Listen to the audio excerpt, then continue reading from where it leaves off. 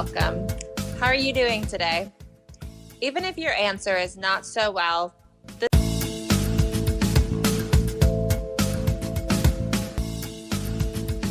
Welcome.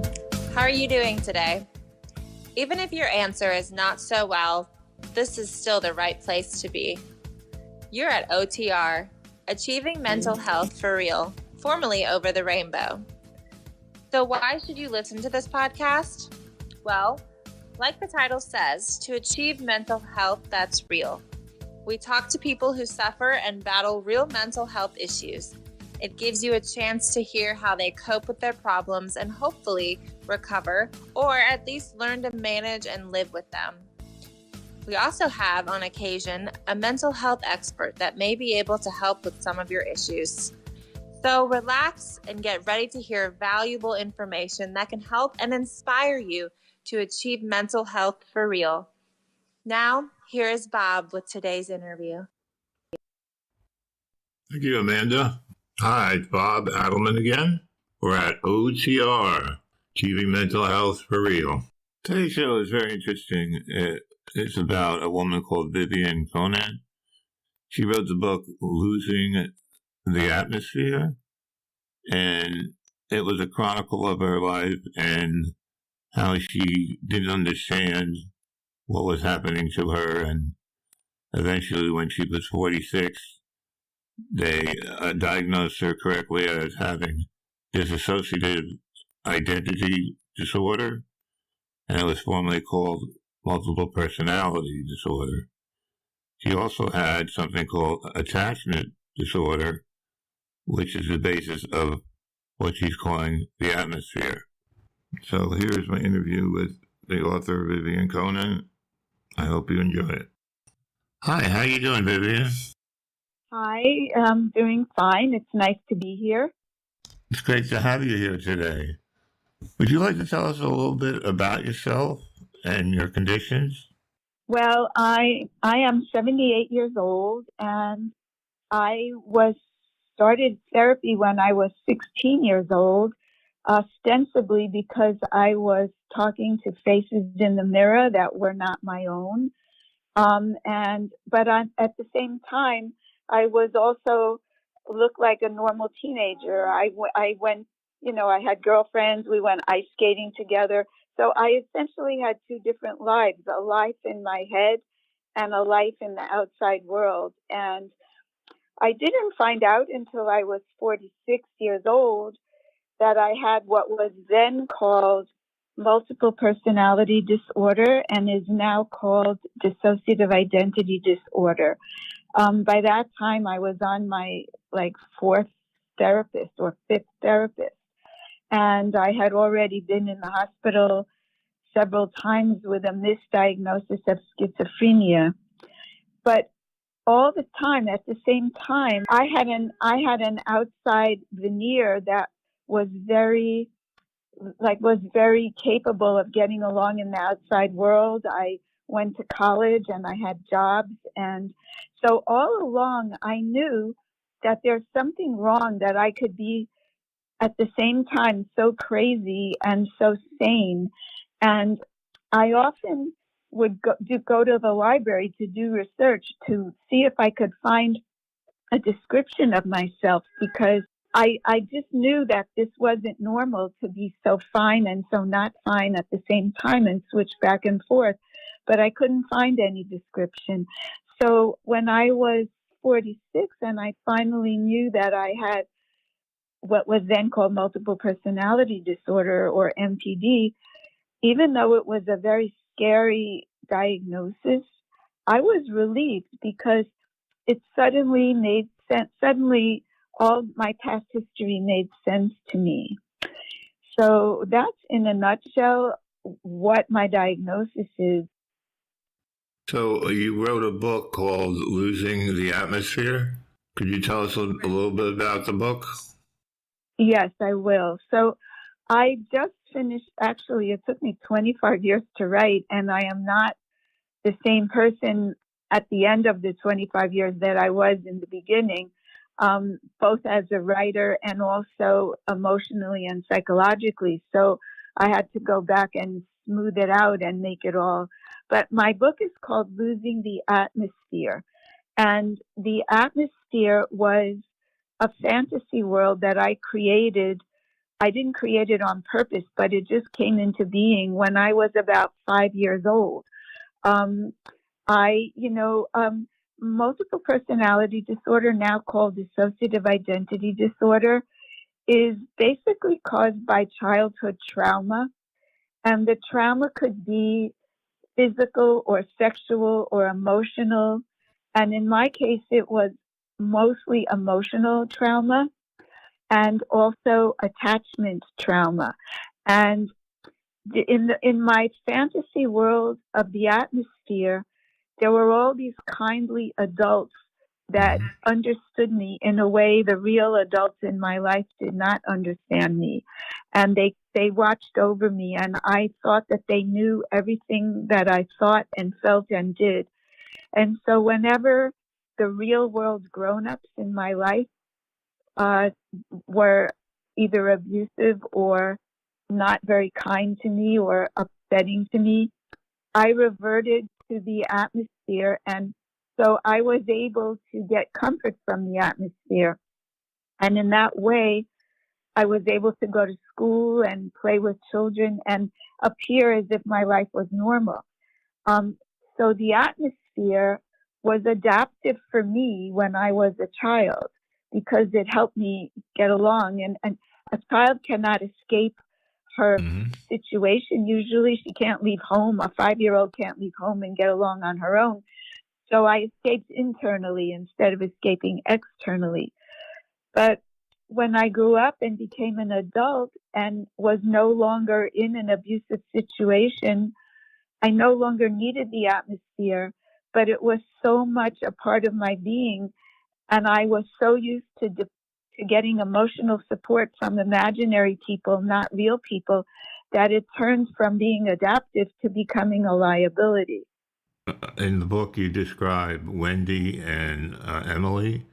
So you also had childlike figures in the atmosphere?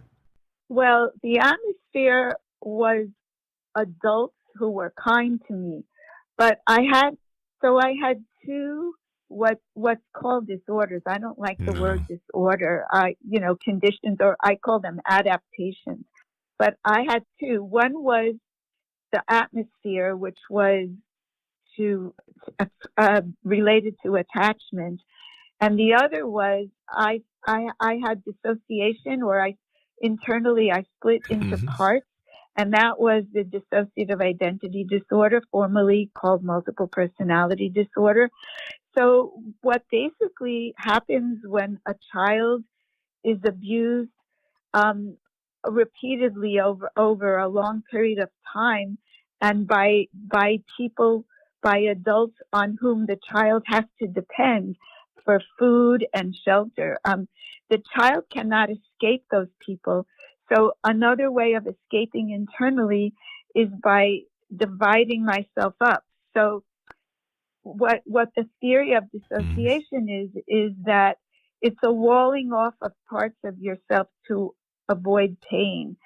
And an example is disaster victims who, if they stare blankly while they go about doing whatever needs to be done in the moment in order to survive, they cut off their emotion, and their emotion only comes back later when it's safe and they can process everything that they went through. So the splitting off of emotion can last for hours. It could last for days, or in my case, it lasted for decades. And so I split off, and I had some child parts that were 6 years old, and I had a part named Emily who was perpetually in search of a mommy, and she was very shy and timid. And then I had another 6-year-old who was very outgoing and precocious, and she was not afraid to talk to adults. And I had other internal parts too. Like I had some internal parts that were helpers. Like I had a part called Almost Vivian, who was about 20 years old and made sure that things functioned right in the outside world, make sure that I got up in the morning to go to work and went to the supermarket to buy food, sort of like an administrator type. So concurrently with the attachment problem, which was the atmosphere, I also had a dissociation problem. And the problem with having these problems is that at the time, I mean, I'm 78, so I didn't discover this until the mid 1980s. And at the time, not much was known about dissociation in general. There were a lot of clinicians who knew about it, but there were also very many who did not believe the condition existed. They believed that if it did exist, it was caused by therapists who were trying to convince their clients that they had, these other people in them. And so it was very hard to find a therapist who not only was not put off by the diagnosis, but who knew how to treat it. And also, I didn't realize at the time that I had the attachment problem. So ultimately, the therapist who was finally able to help me realized that the attachment was almost more of a problem than the dissociation, and that until he helped me deal with the attachment problem and let go of my dependence on the atmosphere and come to, depend more on real people, that he wouldn't be able to help me with the dissociation. So he focused more on the atmosphere at first. And that's why I called my book Losing the Atmosphere. Okay, but the atmosphere was not part of the dissociation.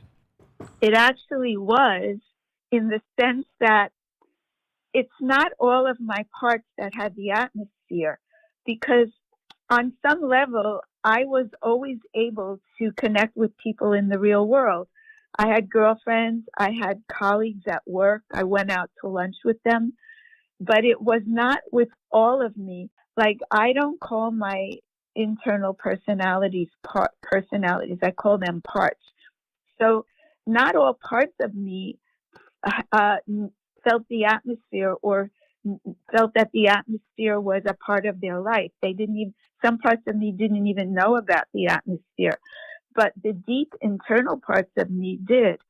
And so all my relationships with people were mostly superficial. They weren't through and through. And that was because of the dissociation, that I was able to split off parts of myself and have functional parts who got along in the outside world.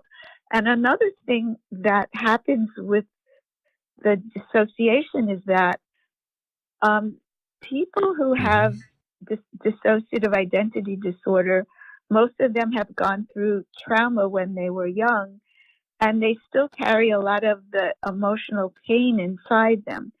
And if there was no way to wall off that emotional pain, they wouldn't be able to go out into the world and interact. So the way they wall off the emotional pain, or the way I walled off the emotional pain, was to let certain parts of me held the pain, while other parts of me were free of the pain and didn't know about it. So one of the components of getting better, quote unquote, from dissociation is to have the parts become aware of one another, and to have what's called co-consciousness, and to almost not relive the trauma, but in a safe place with a therapist who is empathic, to let the parts that are holding the trauma talk about it and feel it, and feel it in a safe place, in a therapist's office that is who is a good therapist and who understands. I'm not sure if I'm making myself clear, or I only made it more complicated. No, I understand. My only question is, how is the dissociative identity disorder different than the attachment disorder? Well, The attachment and the dissociation were related, but the attachment component of it was that I relied more. The atmosphere people were adults who were kind to me.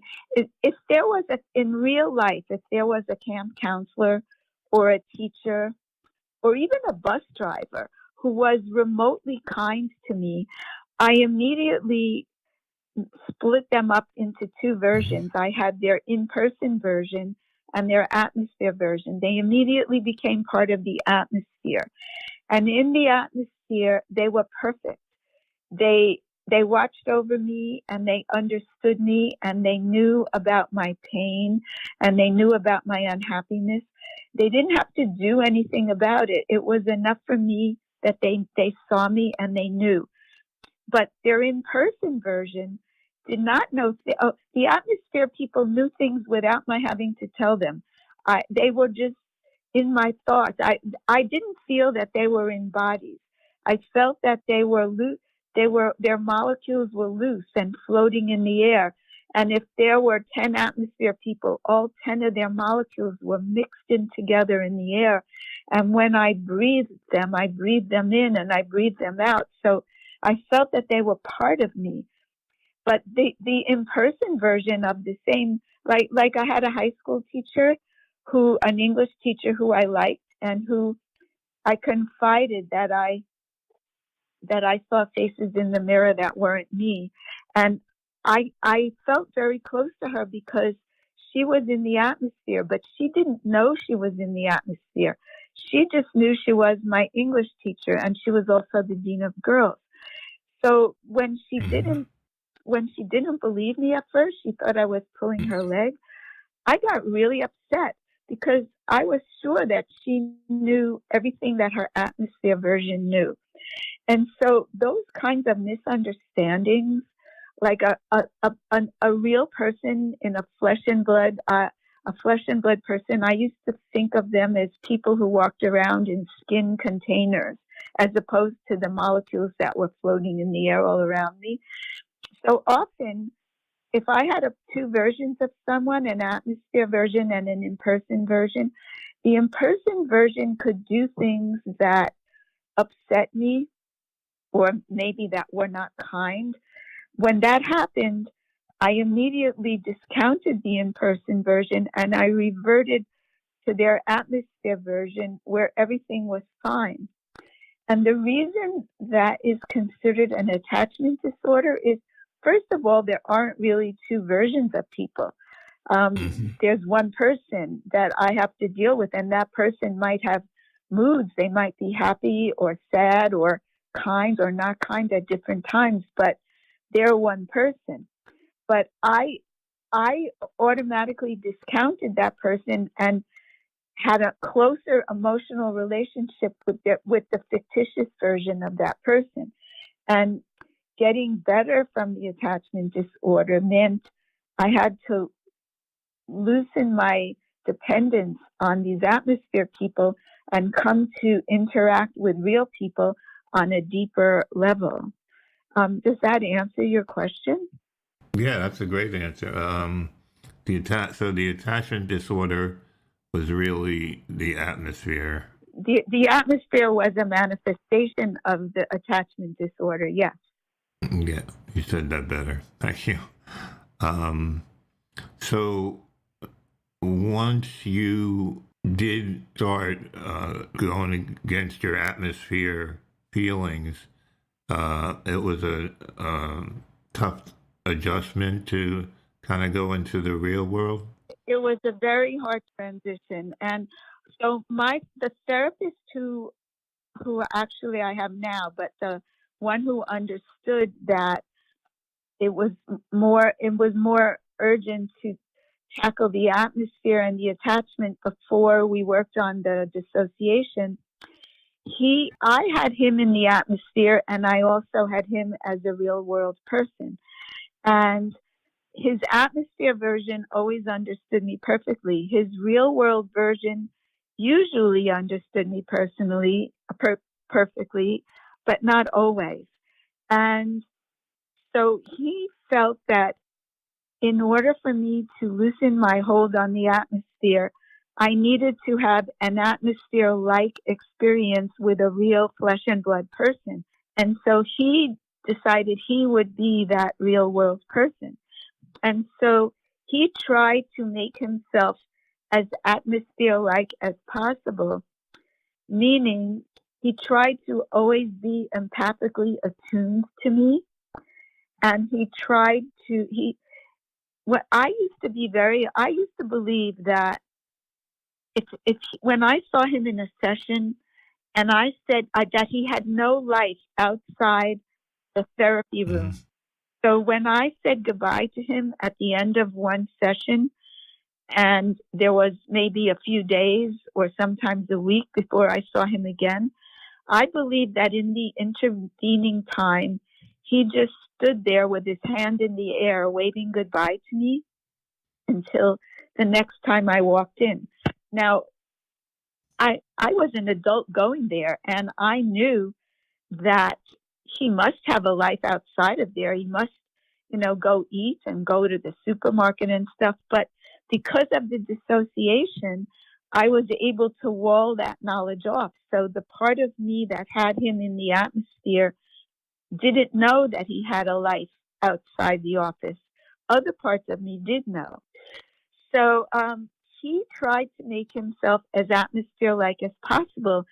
If he wore a different pair of socks in one session that he had on in another, I was very upset because it meant that he had gone someplace out of the office and changed his socks, or he had gone to a store and bought another pair of socks. I didn't like that indication that he was not in the atmosphere. I needed him to be exactly the same, with the same shirt and the same socks, everything the same. I would get upset if he had a haircut. And so he tried to remember to wear the same socks whenever I had a session. He tried to make himself available by phone outside of sessions if I needed to call. So he kind of bent over backwards to show me that he was as reliable as an atmosphere person. And it took years, several years, but little by little, his atmosphere version and his real life version merged closer and closer together until eventually he is a real person to me. He is not in the atmosphere anymore. He was the first person to make a step out of the atmosphere. And so once that started, other people started fading from the atmosphere. Little by little, I began to connect more with the real life person. But it was a difficult transition because real life people can sometimes make mistakes. And I never had the skill of learning how to negotiate or talk over a problem, because in the past, whenever there was a problem, I would just revert to the atmosphere version and ignore the problem and think everything was okay. And now that I didn't have the atmosphere version of a person to revert to, I had to learn how to talk to people when there was a disagreement or, a discrepancy. I had to learn how to relate to people on a more deep level. And at the same time, as I began to lose the atmosphere, the dissociative barriers that were dividing parts of me began to crumble on their own. And so I was more conscious of other people in me. And whereas before I could be either just an adult acting with adults and I could ignore the 6-year-old parts of me, now that there was more co-consciousness, I started to be very uncomfortable talking to people because I felt sometimes, even though I was an adult in an adult body, that I had the perception of a child when I was talking to someone, and I didn't feel entitled to participate in the conversation. So even though they saw me as an adult, I could not I could not participate in conversation. So at a party, I might offer to carry around the coffee or serve the cake, because then I didn't have to sit still and talk to someone. I could be moving around. And so I call it that age dysphoria. And it was too big of a jump for me to go from 6 years old to 60 years old. Like, I never went through the stages in between. So that also was very hard to get used to. I mean, I'm 78 now. My physical body is 78, and I am now comfortable as an adult, and I am comfortable talking to other adults as an adult. I still regret, like, I still sort of mourn the years that I lost. I mean, it's almost as if I never went through middle age, and I never went through young adulthood and middle age. I all of a sudden became a senior citizen, but I'm not unhappy with my life now, because I have much closer relationships with people, and they're much more satisfying than they were in the past. That's great. Do you still kind of get depressed at times, or it's a lot better? Oh, I mean, yeah, I mean, I am a regular human being, and yes, I do. And I wouldn't say, I mean, people ask me, like, what happened to the atmosphere and what happened to all the other people in you. I mean, the atmosphere was adaptive when it started out. And now, if I am under a lot of stress, the atmosphere can come back for a day or so, or a couple of hours. And I don't consider it a really bad thing. It's helping me get through a hard time. It's not taking over my whole life. And occasionally, if I'm very sick, I mean, very upset with something, or very, in a lot of pain about something, I might, the dissociation might come back for a little, but it's not major, and it's not something that takes over my life. And my definition of being, quote, better, unquote, is just being, it's not being totally integrated, and it's not being totally free of magical thinking. It's just being comfortable with who I am in my own body, and every body inside me, whether they're integrated or not, is just comfortable. No one's arguing with anyone, or in a lot of, we're more like if the dissociation does come back, it's more like an orchestra that is playing together the same thing, rather than a bunch of noise and everyone going in a different direction, if that makes sense. Yeah, that's a very good explanation of it. Do you want to tell the audience about the book and where they can get it? But yes, I would definitely like to tell people about the book. The book is called Losing the Atmosphere, and the subtitle is A Baffling Disorder, a search for help, and the therapist who understood. And I'm the author. My name is Vivian Conan. That's VIVIAN CONAN. And you can get it on Amazon. You can also go to your local bookstore and order it. And right now, the paperback is out. In a few weeks, the ebook will be out, meaning Kindle or Nook. And in November, the audiobook will be out. And the audiobook is narrated by Cassandra Campbell, who has won many awards for her audiobook narrations. And she's done a wonderful job of the audiobook. Mm-hmm. And also, you could also go to my website to learn about this. It's VivianConan.com. VivianConan.com. Okay. We got that. Also, I'll put that on my link in the description, so they can just link right to it. Thank you. Is there anything else you would want to talk to the audience that we haven't discussed? Yes, actually. So some people ask me why I wrote the book and what I hope people will take away from reading it. what I really wrote the book primarily because I felt so invisible in the world and so misunderstood. Like a lot of people, are afraid when at the time when it was called multiple personality disorder, people thought that people who had multiple personality disorder were freaks and were dangerous. There's a lot in the media like that, oh, someone committed a murder and he has multiple personalities, and he said, oh, well, I didn't do it. It was one of my other personalities who did it.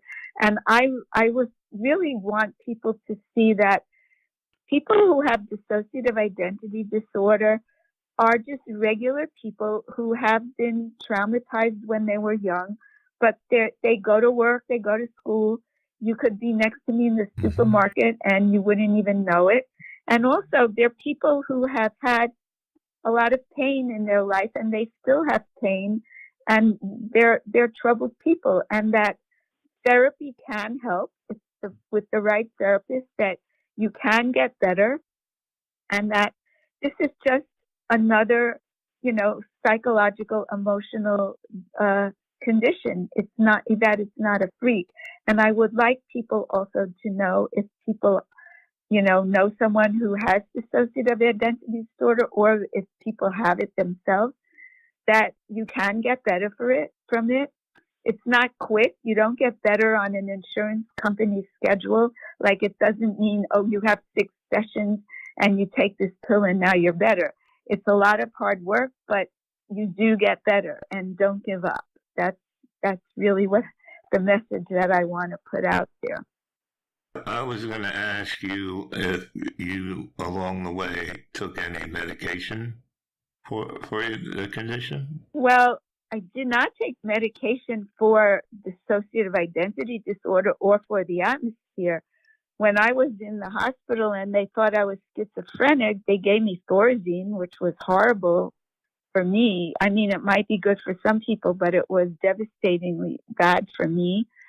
And then at some point, when I was in my 20s and 30s and I was very upset and nobody knew what was the matter, I did take Valium, which was the go-to tranquilizer at the time, but that was just No. Actually, I don't know. I just know that I swimming in the air there are molecules like floating around, swimming in the air all around me, and it just was my conception of the air all around me is what the atmosphere is all around me. And I think when I was I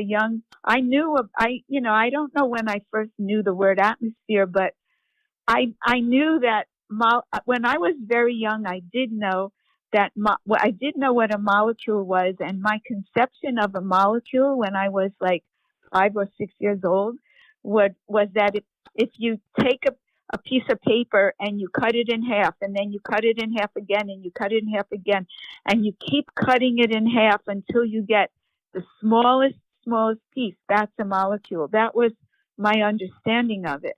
And so these molecules of these people were floating in the air all around me. And I kind of knew that the air was the atmosphere. And I don't remember when I first used the term atmosphere, but it just was a natural progression. It just was. The atmosphere, people's molecules in the air were the atmosphere. Great. Yeah, I read the book and it was very fascinating. It had a lot of interesting moments, and like it wasn't just one subject. It had a lot of different scenes. I mean, the book focuses mainly on my therapy and my quote illness unquote, but I also wanted to show that I had a regular life. Right. I got 2 master's degrees, one in library science and one in data processing, and I worked as a librarian and I worked as a IT systems analyst, and I had friends and I had boyfriends and I had a family I had a lot of cousins, and I had grandparents. I loved my extended family, and so I tried to give a 3D picture, even though the focus was on the dissociation and the attachment and the therapy. I wanted to show a whole life. and that I'm a 3D person. I'm not just one sliver of a person. Thank you very much for being on the show. I really appreciate it. You were a great guest. Thank you very much. Thank you so much for having me. Okay, that's Vivian Conan. She wrote the book Losing the Atmosphere. It's on Amazon. If you do a search, you also can order it from your local bookstore. It's a fascinating book about a fascinating person. Unfortunately, in her time, they didn't have the technology and the knowledge to help her right away. They just diagnosed her as schizophrenic, but she had difficulties that I don't really know how they originate. There was some drama that went on in her life, and it may have caused this, but she knew how to handle it. She didn't give up, and eventually she's in a good place.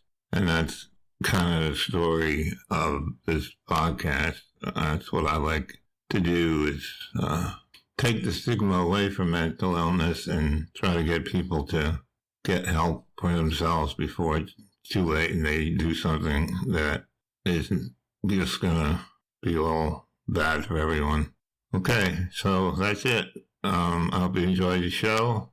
You know where to reach me. I'm at overtherainbowbob@gmail.com, overtherainbowbob@gmail.com.